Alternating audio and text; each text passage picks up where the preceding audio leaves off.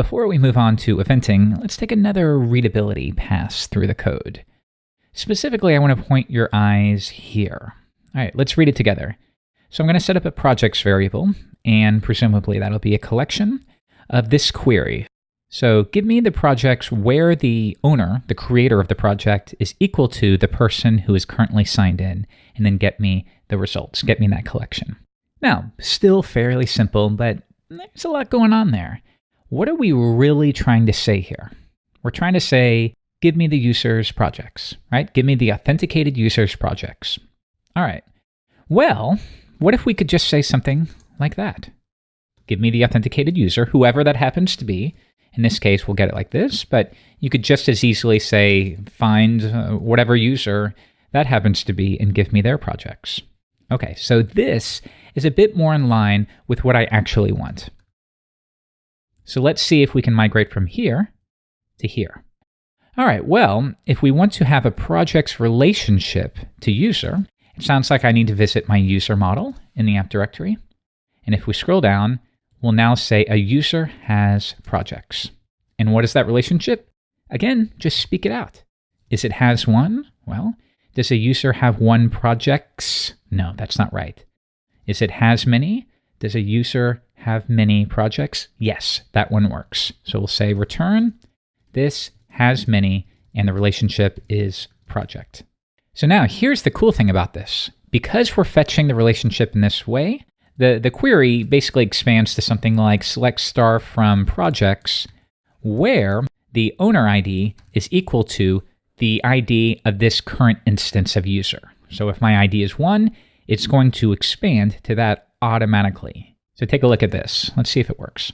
And I expect it not to, but I want to fix that together once we run into the issue.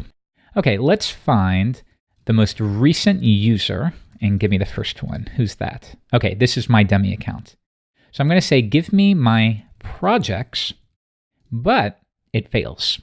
So notice it's trying to find a user ID column in the projects table. This is the way Eloquent will or dynamically construct your query. Select star from projects where the project's user ID is equal to the ID of that current user instance. And it's using this because the model name is user.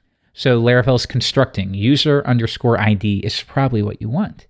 Except in this case, we could have done user ID on the table, but instead we chose a column name of owner ID. So I need to override that as the second argument. Okay, now if I Control C out and run it again, there we go. Here are all the projects for this user. All right, so this is super helpful and it improves readability. Now, rather than manually performing a query, fetching the ID, passing it in, I can just say, okay, whoever signed in, give me their projects. And that cleans this up quite a bit. What you can even do, some people like to do this a lot too, is they will just pass an array at this point and they'll say projects, and then they will inline it. Auth, user, projects. And that's perfectly fine as well if you like that approach. Looks good. Okay, let's make sure it still works.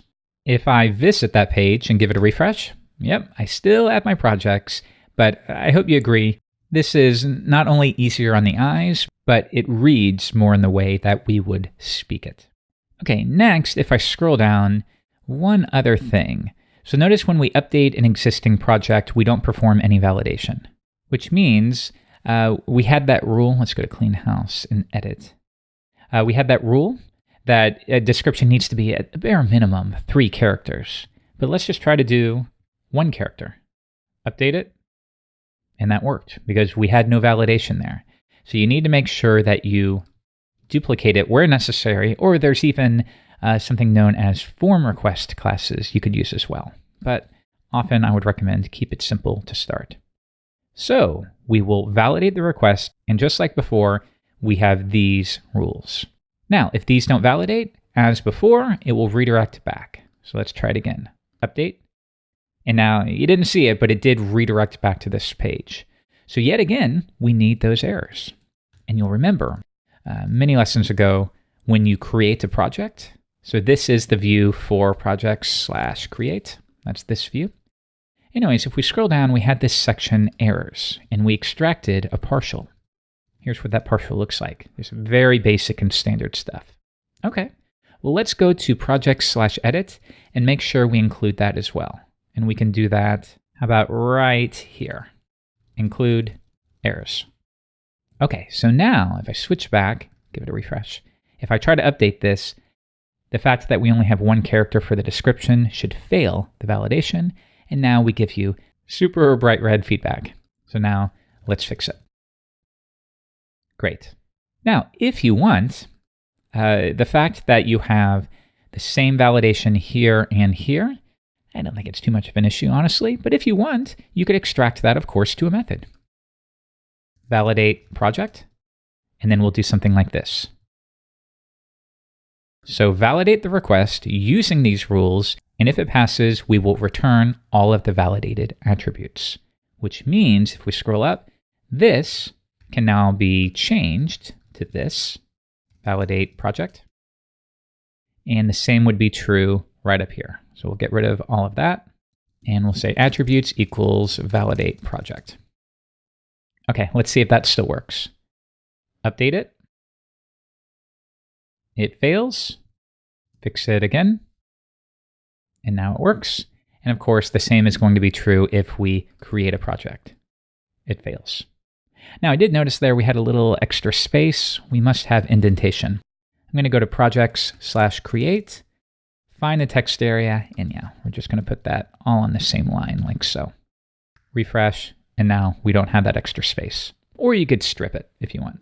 All right, so remember, as you're working along and you're learning new things, don't forget, everything comes back to basic readability. Go over the code and try to be very objective. Ask yourself, does this read as naturally as I want? And if it doesn't, and if I find myself adding comments because I really need to clarify for my future self what's going on, well, maybe that's the case. Maybe you can't simplify it, but usually that means you're missing something. Go back to the drawing board and figure out what you would need to do to make it as clear as possible so that the comments you add to explain it then become redundant. So for example, if we go all the way back to the beginning of the lesson, here, obviously, again, it's very simple to read for our example, but if you ever think, get all the projects for the authenticated user, if you ever do something like that, well, you're doing that because you're having a little trouble, whatever skill level you are, you're having a little trouble quickly parsing this. So you add a little comment. If that's the case, go back to the drawing board. Think, if we bring back our new code, if I ever said right here, get all the projects for the auth user, well, I think you'd agree it's completely redundant. Auth user projects, it's the same thing. There's no parsing that really has to go on here. Even if I brought in my wife or a family member who's not a coder, they would know what that means. So we can remove that.